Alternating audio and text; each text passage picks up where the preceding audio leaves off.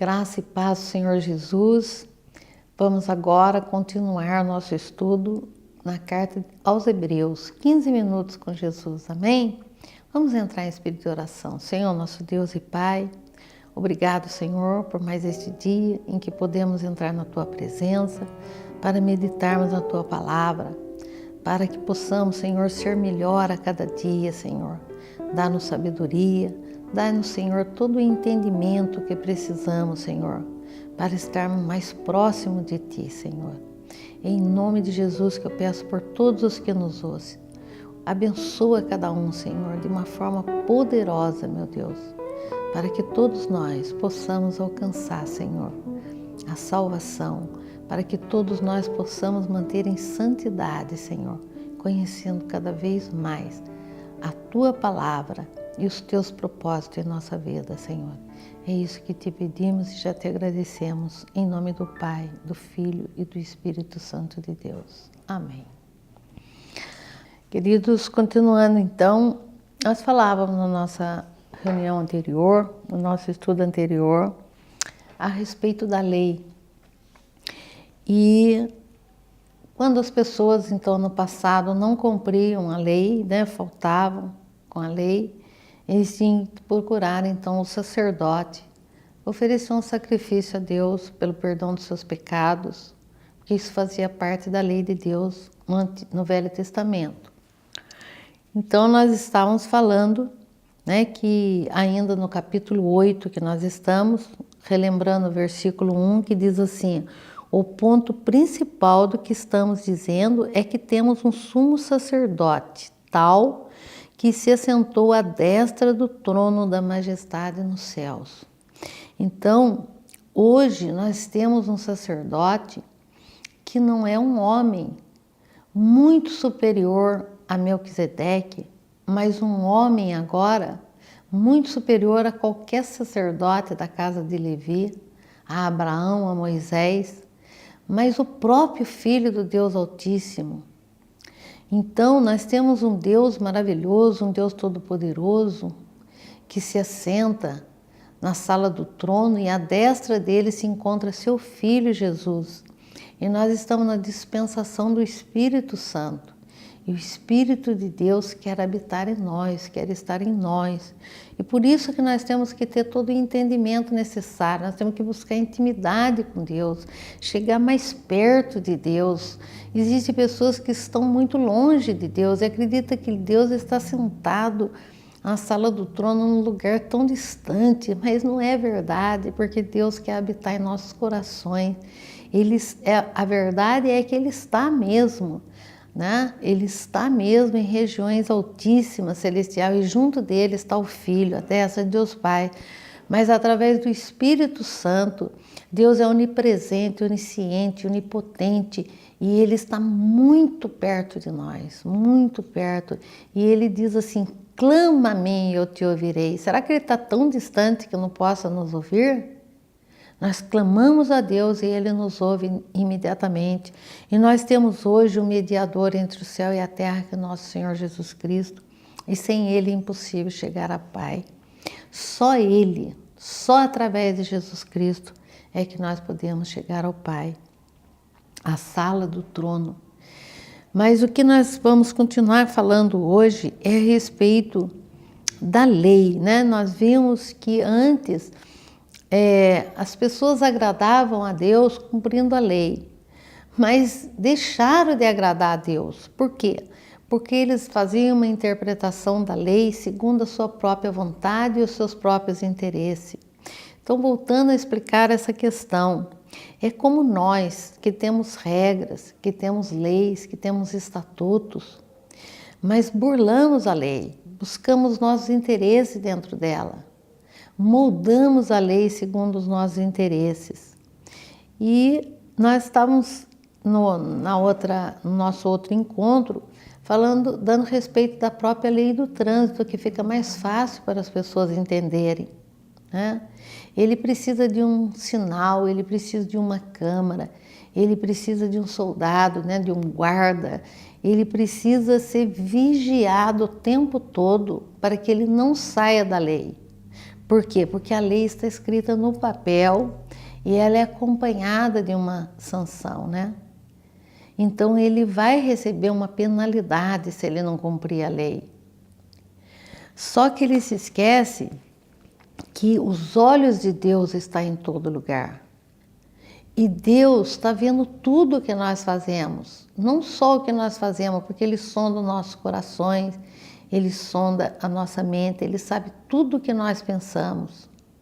Eu posso fugir dos olhos de um guarda e transgredir uma lei de trânsito, mas eu não posso fugir dos olhos de Deus. Qualquer coisa que eu faça de errado, Deus está vendo. Por isso eu devo buscar santidade, andar direito, estar saindo totalmente do pecado, porque Deus está vendo. Eu posso enganar os homens, eu posso enganar um sacerdote terrestre, né? Mas eu não posso enganar a Deus. Porque Deus vê todas as coisas, Ele sabe de todas as coisas. Ele está conectado com nós o tempo todo, ainda que eu saia da presença dEle. Os olhos dEle estão em cima de mim. Mas o que nós fazemos? Estamos falando da graça de Deus, da misericórdia de Deus, da bondade de Deus e da questão da lei. Então Jesus veio exatamente para nos mostrar isso. Eu quero ler hoje com vocês de 11 a 13, do capítulo 8 de Hebreus. E não ensinará jamais cada um ao seu próximo, nem cada um ao seu irmão, dizendo: conhece o Senhor, porque todos me conhecerão, desde o menor deles até o maior. Pois serei misericordioso para com as suas iniquidades, e seus pecados e suas iniquidades eu não me lembrarei mais. Dizendo nova aliança, ele tornou antiguada a primeira. Ora, aquilo que se torna antiguado e envelhecido, perto está de desaparecer. Queridos irmãos, o que nós devemos verificar hoje da vontade de Deus em nossa vida é que a gente interiorize, a gente ponha a lei de Deus em nossos corações, como ele diz aqui no versículo 10. Esta é a aliança que depois daqueles dias farei com a casa de Israel, diz o Senhor. Porei as minhas leis no seu entendimento, e em seus corações a escreverei. Eu serei o seu Deus, e eles serão o meu povo. Vou voltar ao exemplo da lei de trânsito. Que maravilha se nós não precisássemos ter um sinal dizendo pare no cruzamento, porque você necessariamente ia parar, ia prestar muita atenção se não tem nenhum pedestre, se não está vindo nenhum carro. Que maravilha se eu não precisasse ter uma câmera para controlar a velocidade que você vem do carro. Porque se a lei diz que é para você andar 80, você não tem que andar 100. Mas as pessoas precisam saber que tem uma câmera ali para que ele reduza a velocidade. E eu convido você hoje para lembrar que a câmera mais importante que existe, que está vendo tudo que nós fazemos, são os olhos do Senhor. E você não precisa que ninguém diga para você o que é certo e errado, porque o Espírito Santo é quem nos convence do pecado.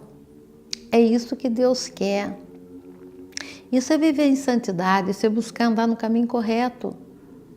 É fazer o que é certo, independente das punições que vamos receber. Sabe por quê? Porque nós temos um Deus misericordioso. E Ele diz que nós, quando o buscamos de todo o coração, nós passamos a conhecê-lo de uma forma tão maravilhosa, como aquele pai que ensina o filho de uma maneira que ele não precisa estar na presença do pai para fazer as coisas certas. Porque se ele fizer alguma coisa errada, ele sabe, se meu pai fica sabendo disso. Então, antes que ele tenha medo de receber alguma punição do pai, ou ainda, meu pai jamais faria alguma coisa contra mim porque ele me ama, assim nós sabemos que Deus é um Deus tão maravilhoso que quer nos salvar, mas Ele é um Deus de justiça. E Deus vai fazer justiça. E eu sei que Ele me vê em todos os lugares, em todas as coisas que eu faço e em tudo que eu penso. Então, por isso, meus irmãos, é que nós pecamos toda hora. Mas nós temos um Deus de misericórdia que nos ajuda a endireitar os nossos caminhos, a sair de todo erro. E ele diz assim no versículo 12: pois serei misericordioso para com as suas iniquidades, seus pecados e as suas iniquidades eu não me lembrarei mais. Sabe que quando Deus nos perdoa, Ele não nos perdoa como o homem que fica toda hora lembrando. Mas você fez isso, mas você fez aquilo. Ele diz que das nossas iniquidades Ele não se lembra mais, Ele passa a régua, como diz o ditado. Ele deleta. Ele quer a gente um homem novo, Ele não olha para o nosso passado.